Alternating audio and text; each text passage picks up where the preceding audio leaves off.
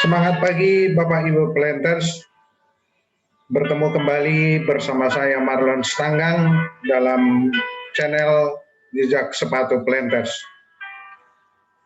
Pada pertemuan kali ini kita akan melanjutkan pembahasan tentang Cuscuta campestris atau tali putri di dalam mengendalikan gulma asistasia dan Nicania di perkebunan kelapa sawit. Sebagaimana kita bahas sebelumnya, ada pertanyaan menarik. Apakah penerapan tali putri untuk mengendalikan asistasia dan Nicania merupakan suatu yang efektif? Tentunya ini menjadi pertanyaan besar.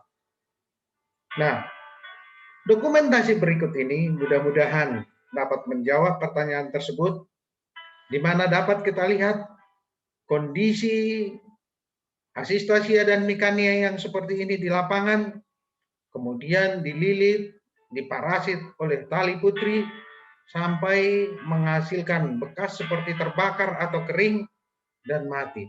Kemudian setelah dililit dan mati, asistasia dan Nicania sebagian besar bersuksesi menjadi rumput lunak seperti terlihat pada dokumen ini dan yang ini. Jadi rumput lunak dia kemudian yang akan muncul.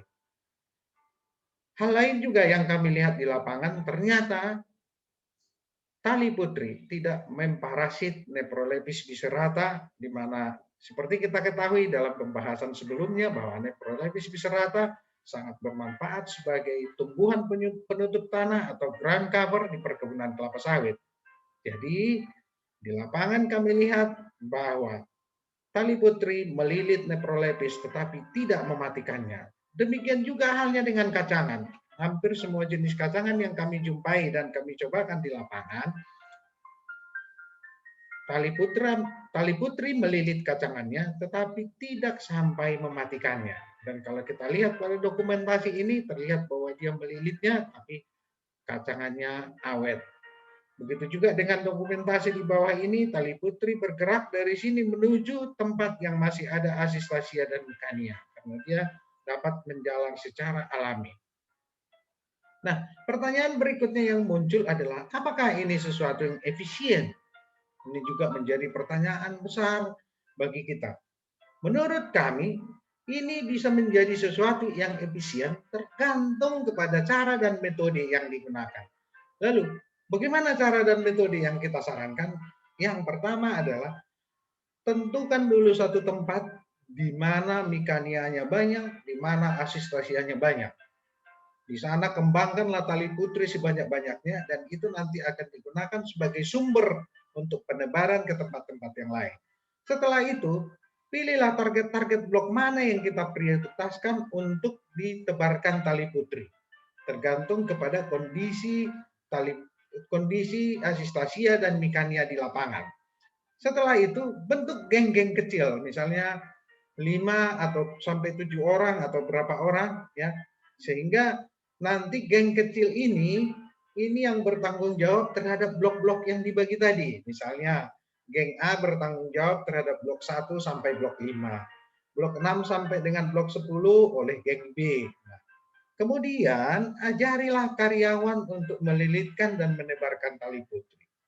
Diajari, dililitkan saja, sederhana saja. Nah, setelah itu semua terjadi, maka mandor mengambil tali putri dari tempat yang tadi, tempat pengembangan tadi itu, dan dibagikan kepada karyawan sebelum memulai kerja. Nah, dibagikan kepada setiap karyawan dalam geng-geng yang tadi. Nah, seperti kita ketahui, pada umumnya di perkebunan ada suatu kebiasaan namanya tiket absen atau tiket apel pagi, di mana karyawan disuruh membawa sejenis gulma atau mengutip brondolan atau apapun. Nah, ini kita jadikan seperti tiket pagi. Coba kita bayangkan jika kita mempunyai 50 orang karyawan dan menebarkan tali putri sebanyak 5 pokok aja per hari, Bapak-bapak bisa menghitung berapa banyak yang kita bisa selamatkan. Nah, tali putri yang sudah dipersiapkan tadi dibagikan kepada karyawan, semua karyawan nanti akan pergi ke ancak masing-masing dan dililitkan. Nah, setelah 1 bulan lakukan evaluasi, mana yang tumbuh, mana yang mati. Dan pada bulan berikutnya, lihat siapa yang pemenang, siapa yang paling bagus menebarkan tali putri. Berikanlah reward, sedikit reward kepada mereka.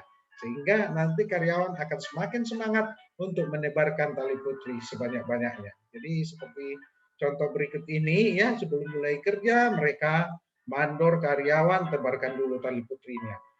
Hal ini harus dilakukan dengan komitmen yang tinggi dan konsisten. Jangan hari ini lakukan, besok lalai. Jadi harus komitmen dan konsisten sampai semua areal kita yang ada asistasia dan mikanianya dihajar oleh si tali putri. Sebelumnya juga kami menyampaikan tentang fungsi kalium.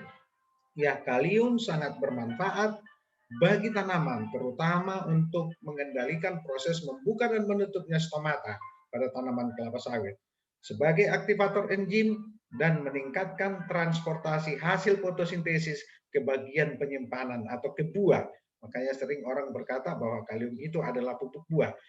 Dan kalium merupakan komponen kedua terbanyak setelah nitrogen. Demikian juga dengan pada tanaman kelapa sawit juga merupakan komponen kedua terbanyak setelah unsur nitrogen.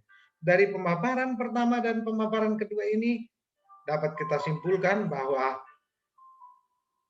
asistasia dan merupakan gulma yang rakus terhadap unsur kalium. Mikania rakus terhadap unsur nitrogen. Makanya keduanya harus dibasmi. Keduanya dapat dibasmi secara biologis dengan menggunakan tali putri.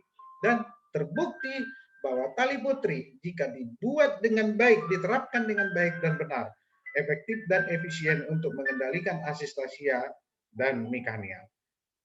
Nitrogen dan kalium sangat penting bagi pertumbuhan dan produksi tanaman. Oleh karena itu, keduanya harus dijaga, di mana asistasia dan mikania harus diberantas, sehingga nitrogen dan kalium terjaga. Dengan demikian, produksi akan meningkat. Demikian yang bisa kami sampaikan pada kali ini. Sampai bertemu pada pertemuan berikutnya. Salam jejak sepatu planter.